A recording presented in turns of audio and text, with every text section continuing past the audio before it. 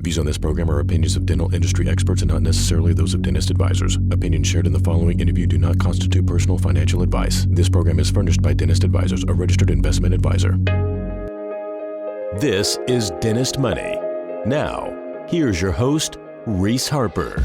Welcome to the Dentist Money Show. I'm your host, Reese Harper, here with a very interesting guest today, to say the least. Good friend of mine, Dr. James Anderson. I'm going to give a teeny bit of background and we can all clap, okay? Got Dr. Anderson's an entrepreneur.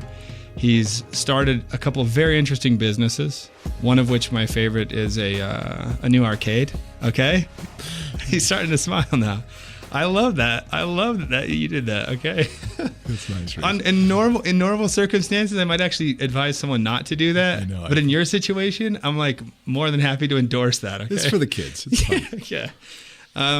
You're owner of multiple practices. You've started a really interesting, well, it's not recently started, but for a long time you've owned a great building company that we're going to talk about a little bit today. And I just thought it'd be great to have you on the show and give some people your perspective, both as a dentist, an entrepreneur, a dad, a business owner in both the dental industry and outside of it. Just be a fun show. So welcome to the show, man. I'm glad I'm here. So tell me a little bit about how you got into dentistry.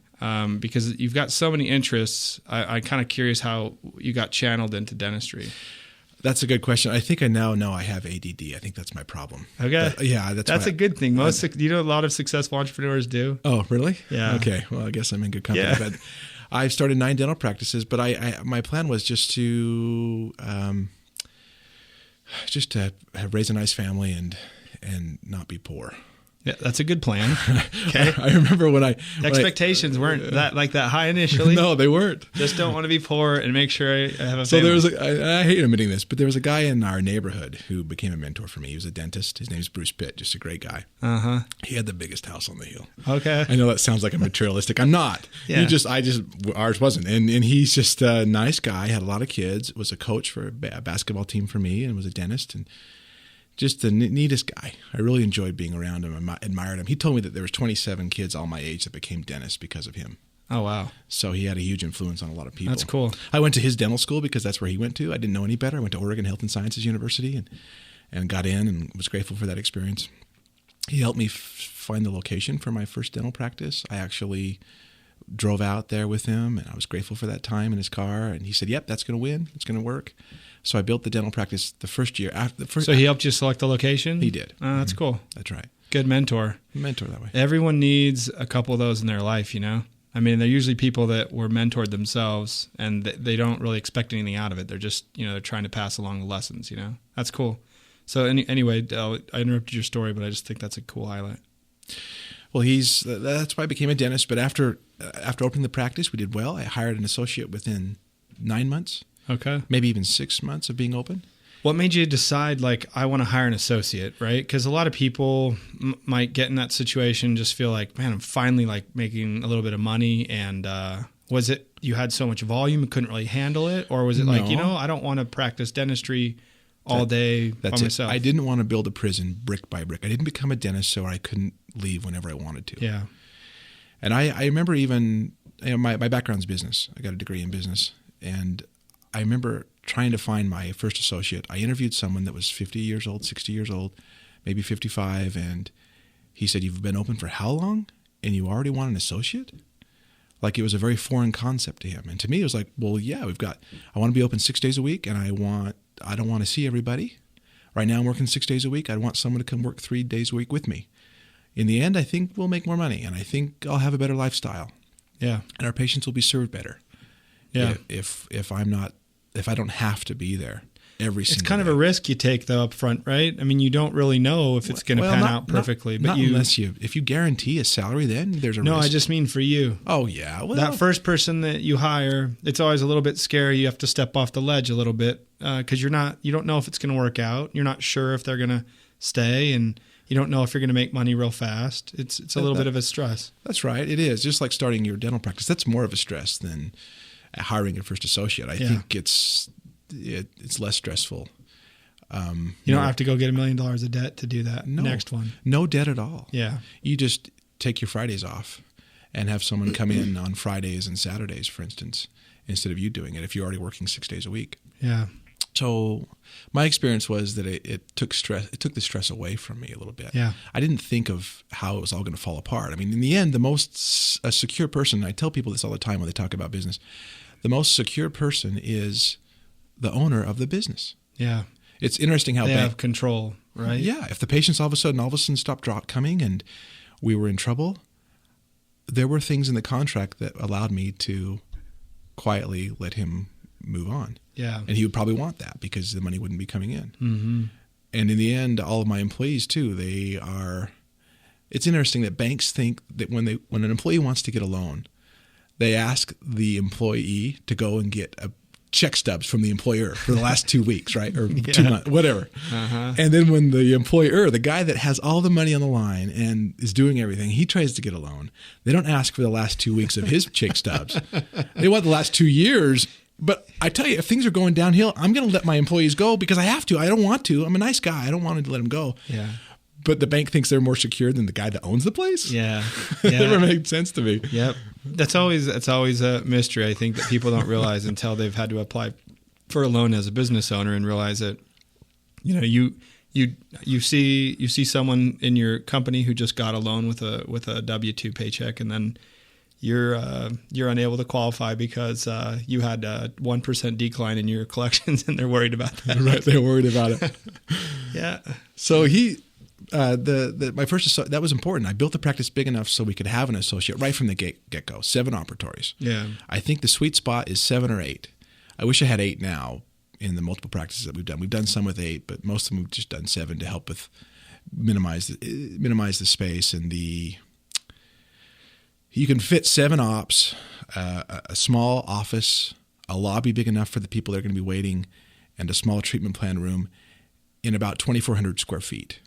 Yeah, it's efficient. It's efficient. A lot of people do that, and they'll end up with 4,500 square feet. Yeah, no, you don't want to waste money like that. Yeah, you see that, though. Mm-hmm, I'm sure. You see people wasting money on space because they want it to feel a certain way, or they turn their office into that'll backfire a private on house. That's right. If office, it's too nice, gym. Patients when they see the bill, they're like, "I'm not paying this guy. No wonder it's so nice in this place." Yeah. So ours is nice and comfortable, but we don't have oak everywhere, and it's not marble everywhere. Yeah. It feels comfortable for people. Yeah. Well, what advice would you give to somebody then who hasn't hired an associate yet, and they're going to hire that first, or thinking about hiring that first associate? Because there's a lot of emotions people go through. How do they know if they're ready?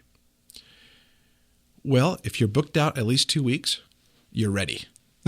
Okay. It's that simple. Well, so if someone's booked out 6 weeks right now and they haven't hired an associate, they're crazy. Okay. They're doing dentistry wrong. Okay. They're waiting for the corporate office to come next door to them and hire the associate that they should have hired. Which has happened to me. I've had a few corporate places come by. Pacific Corporation guys have opened up some places, and we're just fine. We're holding fine, and we're fighting that back. I want dentistry to stay the cottage industry that it is. So we built the office big enough for 2 dentists from the get-go. If you build an office that only has 4 operatories right from the start, it's going to be awfully hard to add an associate. Yeah, and you have to relocate, and then you wasted all your time in local marketing, and I mean, a lot of it's inefficient when you have to do a transition. During the construction phase, my recommendation is you build it big enough for at least 2 dentists from the get-go.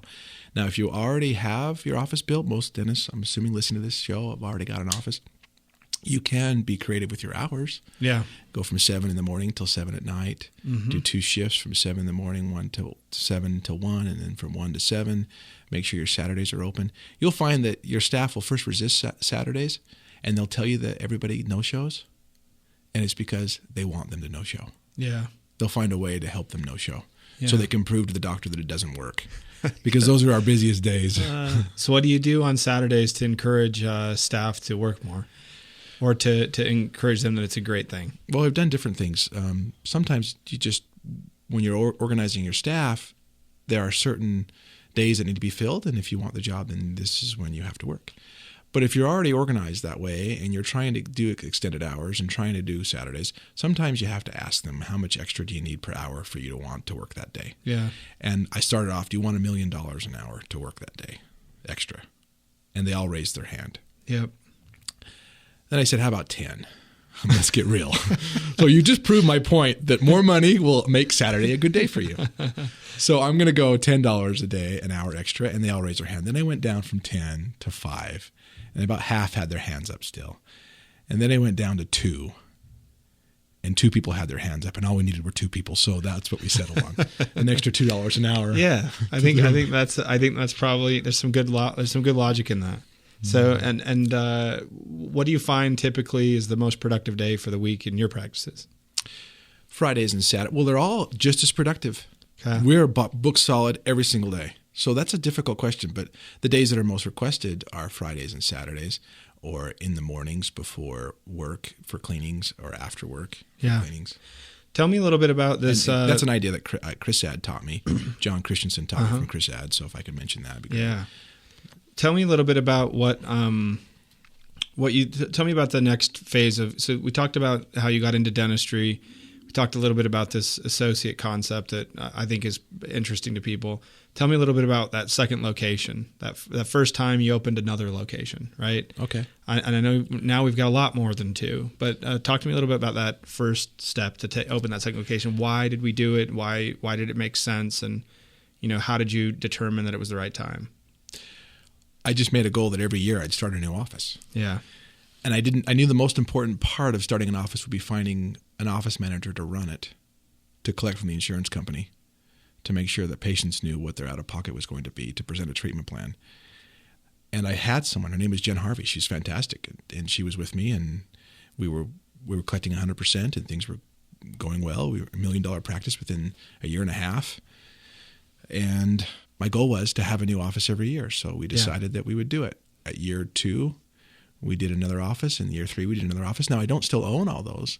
So unlike some of the other dentists that perhaps you've talked to that you know of that start offices and then keep them and then never let the associates ever become partners, I'm not like that. I've actually sold 5 of the 9 practices, and I have 2 more that we're planning on selling our positions out of. Yeah, and maintaining that. But now, would you maintain that? We'll get into the other business that you've started in a little bit, but. Why do you think that it makes sense to allow the associates to eventually take over the practice or purchase the practice versus trying to maintain ownership? Because I think it's an important concept for people to recognize. I think this is why DSOs are ultimately going to fail, I think, because those that don't let dentists own what they do, own the office, are always going to have turnover of their dentists. They're always going to have lower quality. Yeah. I remember one time... You see some DSOs trying to involve dentists in ownership, and those ones seem to be the ones that are successful. Yep. Right? Yep. That's the way they have to do it. Yeah. So I guess the reason why I've done it is at first I thought I didn't want to sell it, and I wanted to just continue to grow, and the dentist wouldn't want to buy it. But I began to realize, look, I want to help dentists fulfill their desires and goals and dreams too. We became dentists to work for ourselves. Yeah. So I want to be a good guy. I want the dentist to like me. Yeah. And that's important to me. I don't want them to view me as the enemy. An adversary, guy coming in, building a bunch of dental offices. Kind of like how some of our people are doing now, some of the corporations are doing now. Mm-hmm. So well, and do you maintain what's your opinion on maintaining a consistent brand across all your practices versus different brands for each location? I think maintaining the same brand is a bad idea because, and there's not a right or wrong answer here. Yeah, this is your opinion, which is my great. opinion, because all it takes is one dentist to make a mistake and do something, have a root canal go bad multiple times, or a margin that's open many times. Working for an office somewhere 3 hours away with the same name. And now all of a sudden, people don't want to go to your dental practice either. With how easy it is to talk about it on Facebook and social media, Google, they might do a web search for your name, and all of a sudden, they put a bad review about the other doctor in the other practice somewhere else that you don't even know of, and it's now attached to your dental practice. Yep, no question. I think that's really good insight. The next thing I was going to ask you is, tell me a little bit about what made you say, okay, I want to start a business that's outside of dentistry, and I feel like I'm more passionate about that, or I enjoy it more. So I think it's fair to say at this point, I don't know the details of how that's shaken out for you, but I think it's fair to say that the business outside of dentistry has now become more important almost, or more financially significant to you than even the dental businesses. So you're talking about e-assist dental billing? Yeah. So that is still focused on dentistry. It's not doing dentistry. Yeah, I should say you didn't go outside of your industry, right? But you did something outside of practice. I did for the arcade. That was fun. The 80s that arcade was just outside. recently, though. Yeah, it's fun. That was a recent hobby. That was easy. So tell me, what was the trigger that, because you didn't really start that business as I want to get out of dentistry. You did something to help your own practice. It was to solve my own problems. So after starting multiple dental practices, like I said, the biggest problem you have is finding an office manager who knows what they're doing, who not only is nice with patients and can educate patients, right? We never do anything that's not necessary, but educate patients and be kind and manage staff and understand and keep the schedule full, answer the phone on the first ring, always have a smile. Then you have to change personalities and get on the phone with the insurance company and demand payment. Yeah. It's like a different shift. You two different people. They are different people. I mean, it's hard sometimes to be in a situation where you have to be adversarial and then. That's right. And you can find superstars, and I had one. Yeah. For years. Jen Harvey. Okay. And then her husband, a great friend, Steve, decided he was in the military and was transferred to Washington.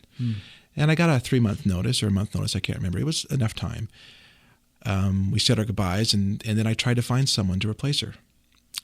And over the next 12 months, I hired and fired 6 different office managers, and I feel terrible about that now. Yeah. I went back and brought a few of them in with what I was doing. You're kind of hard to deal with. Once I figured, I got a reputation as being the hatchet dentist. I didn't want to be, but I was like, I do. Because what happened was my You're not that mean, are you? No, I'm nice. Yeah. I don't fire anybody. No, it's tough, man. It is tough to find the right fit sometimes. Well, this is why I got scared.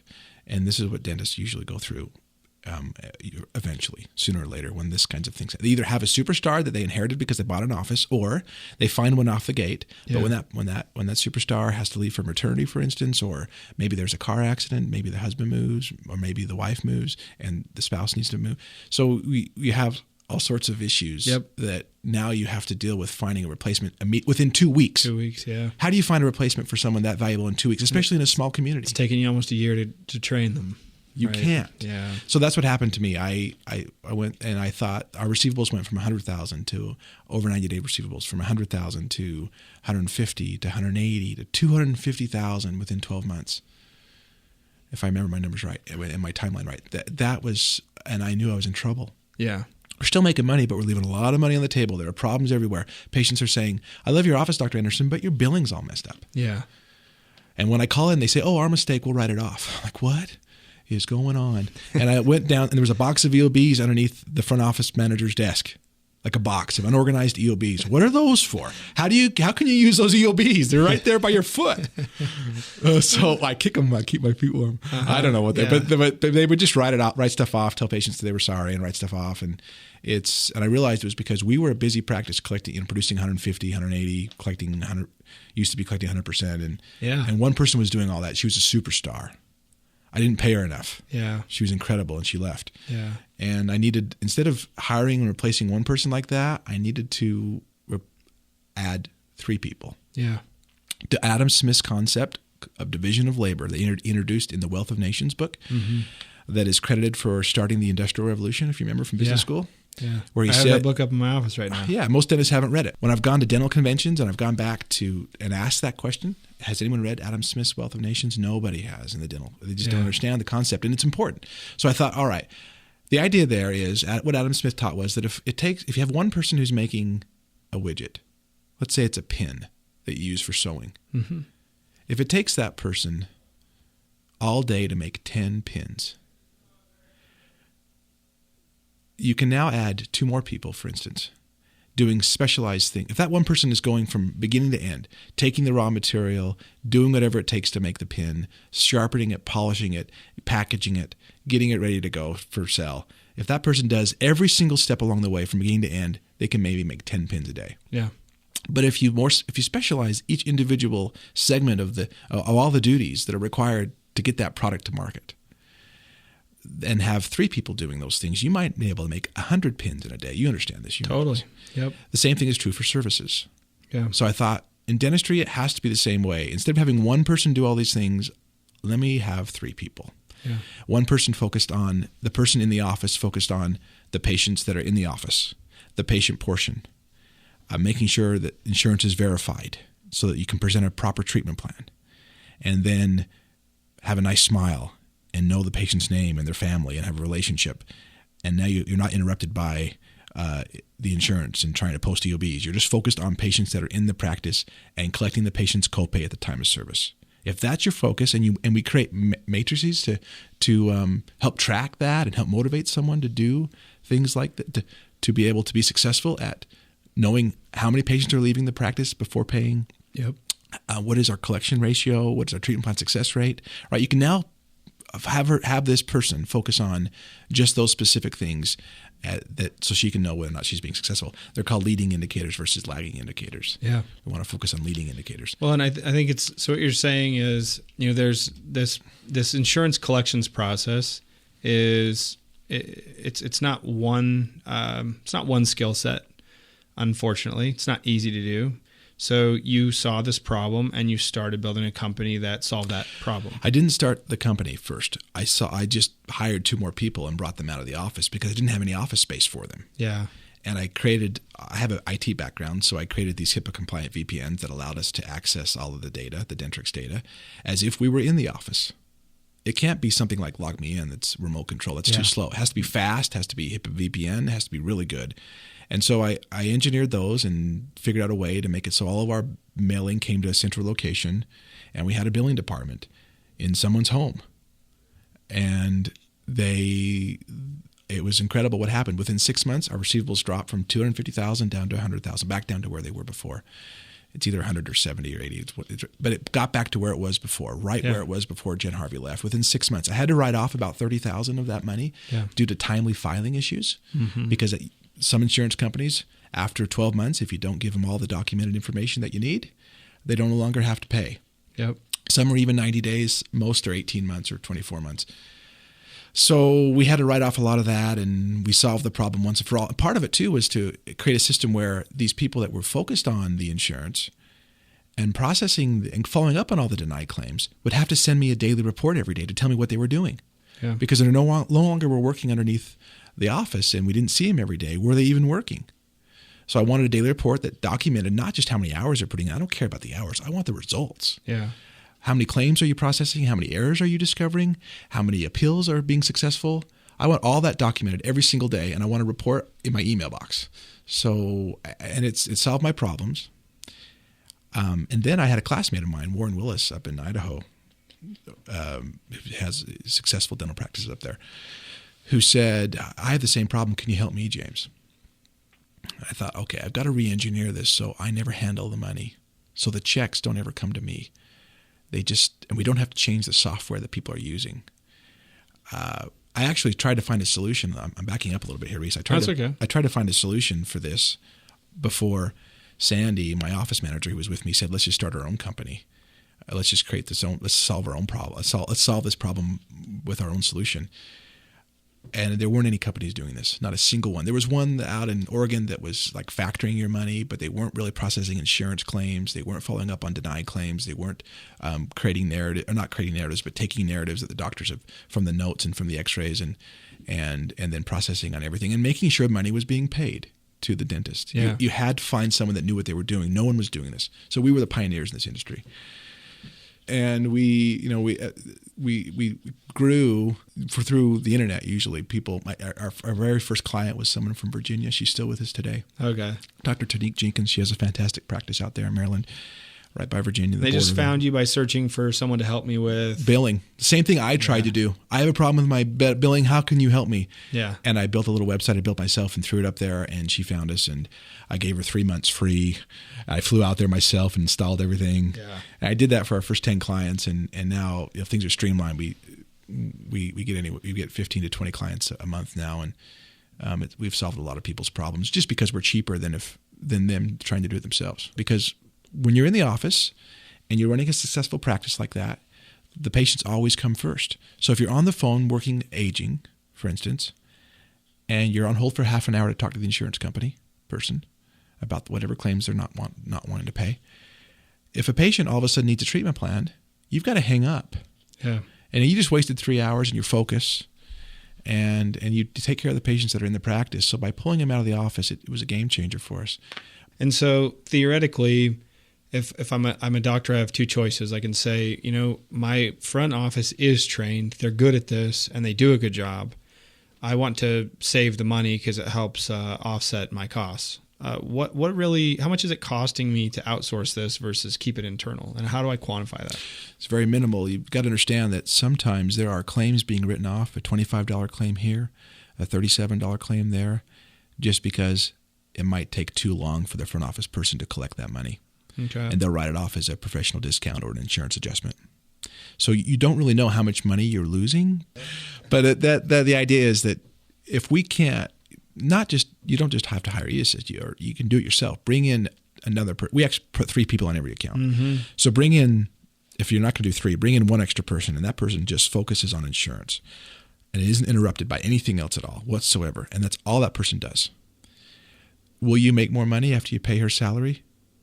You should, if the staff now has more time to focus on making sure that every insurance is verified. So I have the option of hiring someone full-time to do this. Yes.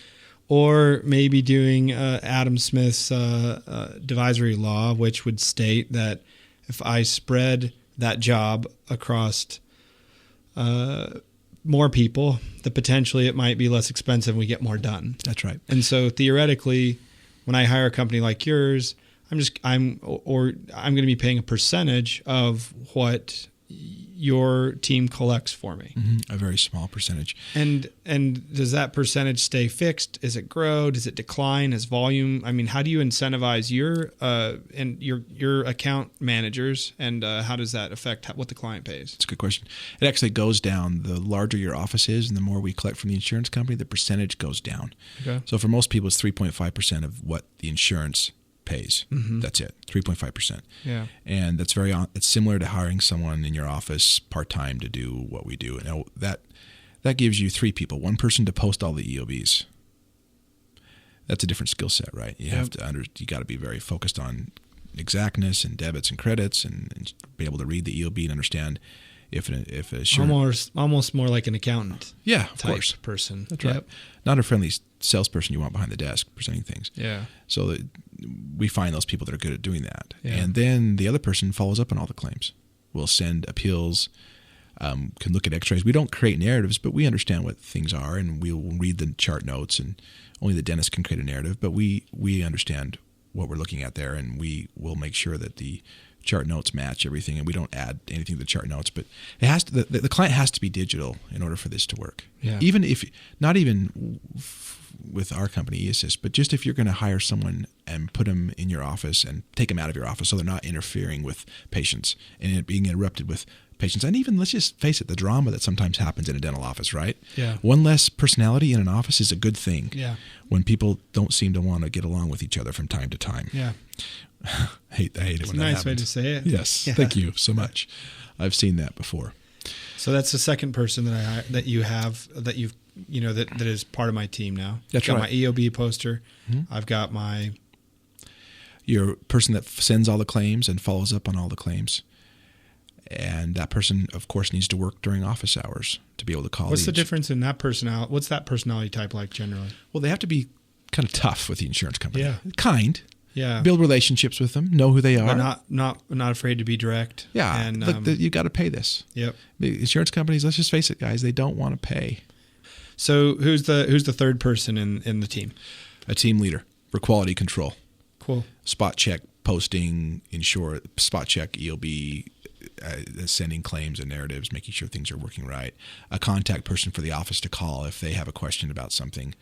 I think that's great, and I really appreciate you going kind of in depth. I think we could go on for a few hours on the arcade. I didn't get time to dive into today. We didn't have a lot of chance to. If you have a high score, you get your names up on a board and nice asteroids. All right, James. Well, it's been a pleasure, man. I think that we've learned a lot today about some cool lessons in entrepreneurship and growth, and how to find. I think one of the key takeaways here for me is to find, if you're going to go down a rabbit hole and pursue another business, there's a lot of things that are closely related to dentistry. And if you spend enough time thinking about how you can, how a problem that you're facing in your practice can be turned into a business, it's a lot more efficient than throwing money at a tech startup in Silicon Valley that your buddy just started. I agree with you. There's another dentist. He's a client of ours, but Dr. Jim Ellis in Ogden, who started he made a toothbrush, electric toothbrush. I heard him speak. Really dynamic guy. Yeah. I really enjoyed hearing him talking. And this toothbrush, it's like Sonicare, a Sonicare toothbrush for 1/3 the price. It's sold on Amazon. And he and I were talking, and he just said, I just felt like that these guys were ripping people off, and I could do it better. and he went to China, and he did some things. And so that's what you're saying, right, Reese? Yeah. He found a problem, and as a dentist, and created a solution for it, and now is really helping people with that solution. Yeah. I think that's great. One other thing I will add is that I do think that it's important to be able to master your craft first before you try to master another craft.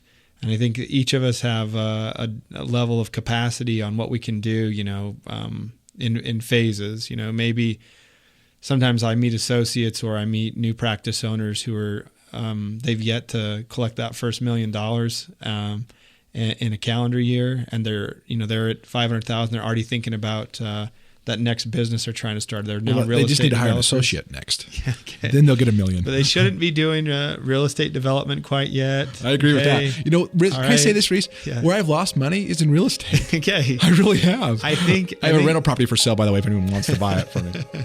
Thanks so much for taking the time, and we'll look forward to having you back on the show soon. Thanks, Reese. It was a lot of fun. We can talk about the arcade some more next time. Okay. Yeah. Hope to see you up there. 10-4. Okay. Okay.